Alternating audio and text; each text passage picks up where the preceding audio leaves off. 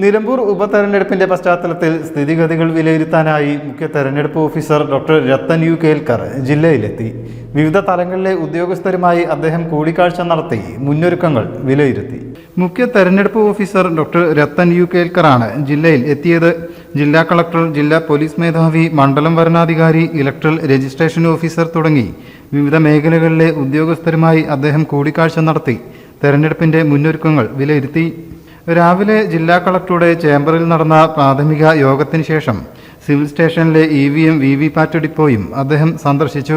ഉച്ചയ്ക്ക് ശേഷം ജില്ലാ പോലീസ് മേധാവി R വിശ്വനാഥ് ഉൾപ്പെടെ പോലീസ് ഓഫീസർമാർ, എക്സൈസ് ഉദ്യോഗസ്ഥർ, ഇൻകം ടാക്സ് ഉദ്യോഗസ്ഥർ, ബാങ്ക് പ്രതിനിധികൾ എന്നിവരുടെ യോഗങ്ങളിലും അദ്ദേഹം പങ്കെടുത്തു.